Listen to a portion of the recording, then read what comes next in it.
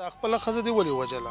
بس سرجي زمونږ د واده تقریبا 8-9 میاشتې وشوې او د دې ما سره زړه نو ځي نو مخوخ بس ما ته خاوند نه وي ما ورسره ډېره ګزاره وکړه خو دې ما ته سړی نه وي زما ډېره غریبي وه. میاں بیوی کے رشتے میں اعتماد اور بھروسہ لازم و مظلوم ہے. اگر اس مقدس رشتے میں اعتماد اور بھروسہ ختم ہو جائے تو یہ رشتہ نہیں رہتا. ځان ته نه پرېښوم سړی نه ګڼلم ما ته وي بس نه به راځي ما له جو. ایسا ہی ایک واقعہ پشاور کے نواحی علاقے بڑا بیر میں پیش آیا جس میں شوہر نے اپنی ہی بیوی کو قتل کر کے واقعے کو خودکشی کا رنگ دیا. هر ښځه هر سړی چې وي د خپل عزت او د بل د عزت ته ډېر خیال وساتي که هغه امیر وي او که غریب وي که ستا خاوند هر څنګه وي بس خپل خاوند ته به خاوند وي. ښځې لم پکار دي چې د خپل خاوند ډېر قدر وکړي او خاوند لم پکار دي چې د ښځې ډېر قدر وکړي. د راشن خوراک هم په قرض راوړو به انسان پیسې والي د هفتې کور ته وړي ما به دکان ته یوړې هغه له به مې ورکړي دا سیز راله واله دا واله زما وس کې خو نو زما خو دغه 700 روپۍ دیاړي وه هغه به ما په مور لګوله که هغه ما په دې لګوله که هغه ما په ځان لګوله ما ورته د قرآن خاطر وکړه بس چې ستا اړه کیسه دي بس هغه وباسه بس زما ښځې اوس بس زه دې خاوند یم دی به وي نه چې ته ماله دا خواهشات نه پوره کړې زه تاله د ماشومانو خواهشات هم نه پوره.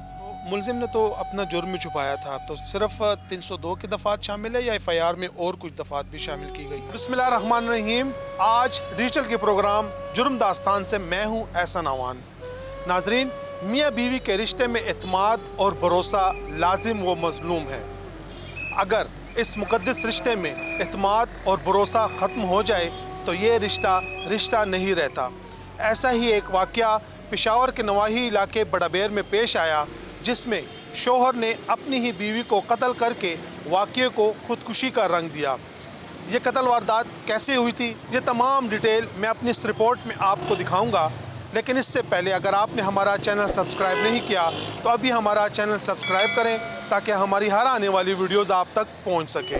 ناظرین، یہ 21 دسمبر 2023 کی بات ہے کہ پشاور کے نواحی علاقے بڑا بیر توحید آباد میں حامد علی نامی شخص نے اپنی ہی بیوی کو قتل کیا اور پھر اس قتل واردات کو چھپانے کے لیے اسے خودکشی کا رنگ دیا. لیکن پولیس نے جدید سائنسی خطوط پر تفتیش کرتے ہوئے نہ صرف اس اندھے قتل کا سراغ لگایا بلکہ قاتل شوہر کو بھی گرفتار کیا.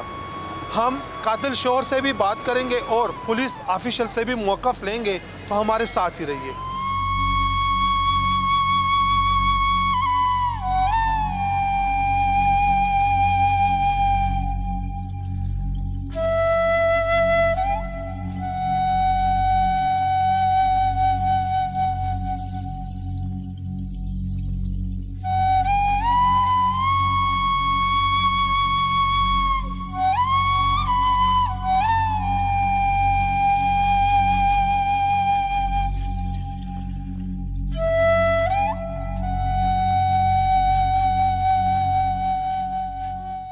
جی ناظرین، اس وقت میرے ساتھ وہ قاتل شوہر موجود ہے جس نے اپنی بیوی کو قتل کیا تھا. چونکہ قاتل کو اردو میں بات کرنا نہیں آتی، میں سے پشتو میں بات کروں گا اور پھر اس کی باتوں کا خلاصہ آپ کو بیان کروں گا. تو آئے بات کرتے ہیں. ستاسو نوم دی؟ زما نوم حامد علي دی. دا څنګه د خپل ښځه دې ولې وژله؟ بس سرجي زمونږ د واده تقریبا 8-9 میاشتې وشوې او د دې ما سره زړه نو ځي نو مخوخ ما سره بس ما ته خاوند نه وي ما ورسره ډېره ګزاره وکړه خو دې ما ته سړی نه وي زما ډېره غریبي وه ځان ته نه پرېښوم سړی نه ګڼلم ما ته وي بس نه به راځي ما له جو تا ته به پته ولګي اخر څه پته به ولګي ما به ورته خیر دی ما ته ووایه چې څه مسلې ما ته ووایې بس د ځین ومخوخ سر تا په خوښه واده کړی او که د مور و پلار په خوښه دی کړی؟ زمونږ د کور ټول کسانو پې رضا وه دا په خوښه شوی و زمونږ د ټول کور فیملي باره کې دا ټول هغې تلي دا ښه په خوښه شوی و سرجي. نو بیا ولې د واده نه پس ته ولې داسې دا خبرې پکې رالې؟ نو بس والله ولیم هغې ما ته د ړه حالونه وي خو ما ته یې وي ته مې نه خوښ زما ډېره غریبي وه بس زما هغه وس نو چې څومره وس دې غوښتو ما نه بس اخر یم زه تنګ کړم بس تنګ یې کړم بس زما د مزدورۍ چې سهار لاړ شي ماښام راشي او بیا کور کې دا ټینشنونه وي. ته څه کار کې؟ زه مزدوري کوم سر بس اخیری هم زه تنګ کړم بس ومې ویشته. نو تا به چاته ویلو کنه چې دا ما خاوند نه ګڼي نو ویشته دی ولې؟ سر دا خبرې څوک بهر کوي سر. ستا مور او پلار جمدي دي؟ زما پلار وفات شوی دی، مور مې ژوندی ده.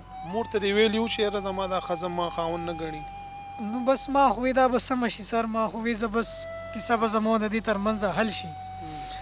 اوس مشر ته څنګه دا خبره کوي، هغه بیا بل خوا وځي خبره.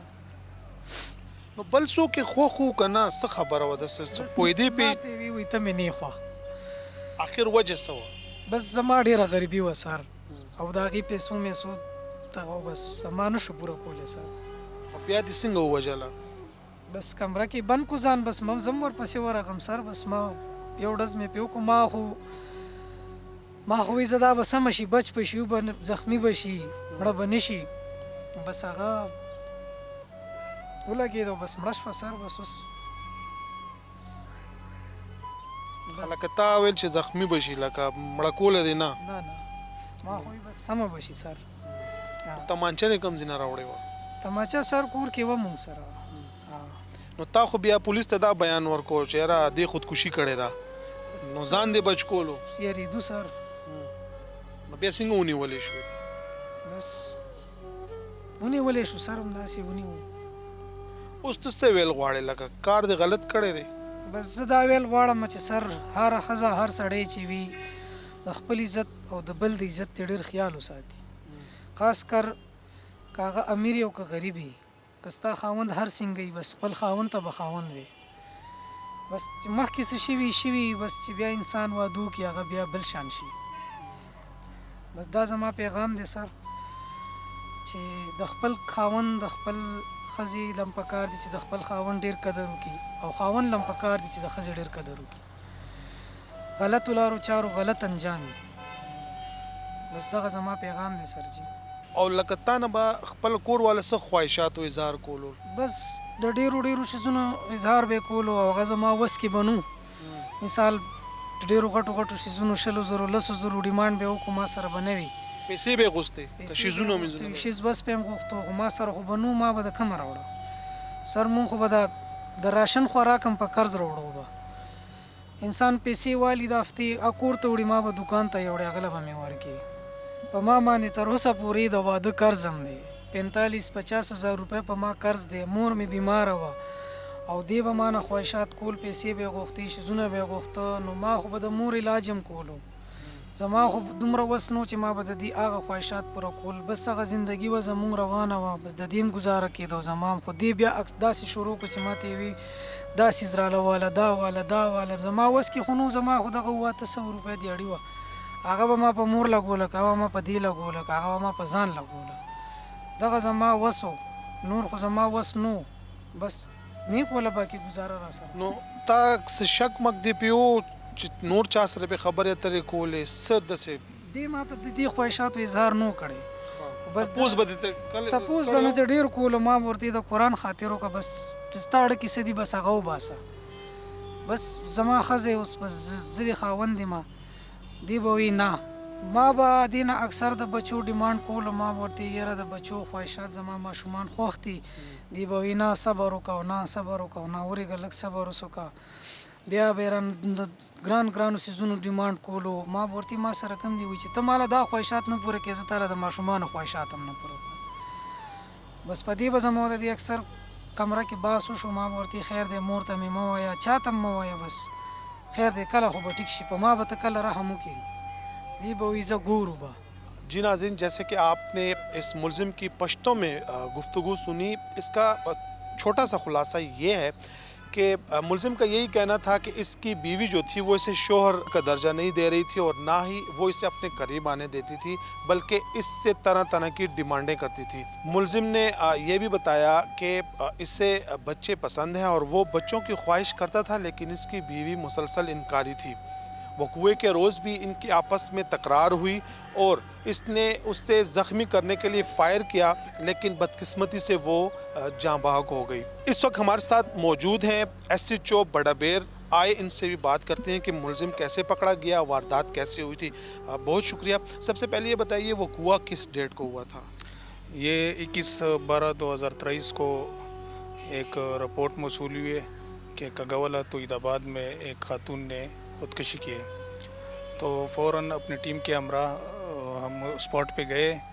स्पॉट पे जाके उधर जो शवाहिद थे और जो उधर लोगों के बयानात थे उनको भी रिकॉर्ड किए।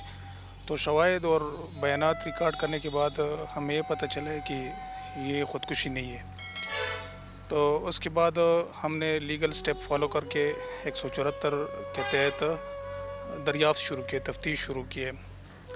तो तफ्तीश के दौरान हमें ये पता चला है कि ये ख़ुदकुशी नहीं है।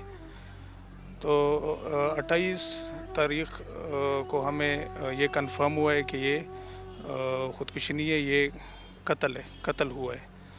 तो ये कंफर्म हुआ है कि ये कत्ल जो है इसके खावंद ने किया है।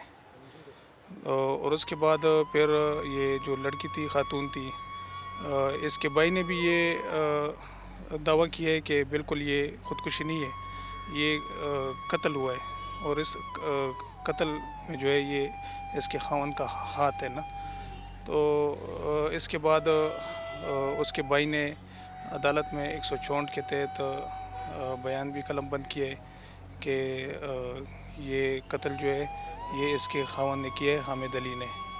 फिर उसके बाद हमने इसकी गिरफ़्तारी के लिए कोशिश किए। तो अल्हम्दुलिल्लाह इसको हमने गिरफ़्तार किए। गिरफ़्तार करने के बाद इसको हमने मुख्तलिफ़ एंगल से इंटरोगेट किए। तो दौरान इंटरोगेशन ये पता चला है कि इसने ख़ुद बताया है, कन्फेस भी किया है, कन्फेस किया है कि ये मैंने किए और गलती हुई है। ये मेन वजह क्या बता रहा है कि कत्ल की मेन वजह क्या थी? ये तो मुख्तलिफ़ बातें बता रहा है कि एक तो ये कि मेरा इस पर शक था, और दूसरा ये कि मेरी अपनी गरीबी थी, इसके कुछ डिमांड्स थे और मैं उसको पूरा नहीं कर पा रहा था। तो यही 2-3 वजह जिसकी बिना पर इसने ये स्टेप उठाया है और इसने ख़ुद एतराफ़ भी किया है। मुलजिम के ख़िलाफ़ FIR दर्ज हो गई है? जी मुलजिम के ख़िलाफ़ इसके भाई की मुद्दत में 302 के तहत FIR दर्ज हुआ है। जी। तो मुलजिम ने तो अपना जुर्म में छुपाया था, तो सिर्फ 302 की दफ़ात शामिल है या FIR में और कुछ दफ़ात भी शामिल की गई हैं? जी ये इसने जुर्म छुपाने की कोशिश की है। तो 302 के साथ साथ हमने 200-201 के दफ़ात भी लगाए। तो मज़ीद इसमें अभी जैसे आपने भी कहा, मुलजिम का भी ये कहना था कि मुझे इस पर शक था, तो फिर तो ये गैरत के नाम कत्ल जा रहा है। तो इसमें वो गैरत के नाम पे जो दफ़ात है वो भी शामिल की जाएंगी या यही बस काफ़ी हैं? अभी देखते हैं ना कि ये गैरत की तरफ जाता है। अगर गैरत की तरफ जाता है तो फिर लीगल ओपिनियन लेके उन दफ़ात को भी शामिल करेंगे। जी नाज़रीन, जैसे कि आपने मुलजिम की गुफ्तगू भी सुनी, हमने SHO से भी बात की है। इस तमाम जो वारदात है इससे यही अख़ज़ किया गया है कि मियाँ बीवी को आपस में दोस्तों जैसा माहौल अपनाना चाहिए, वरना अंजाम हामिद जैसा हो सकता है। अगले प्रोग्राम तक इजाज़त दें और देखते रहिए जुर्म दास्तान।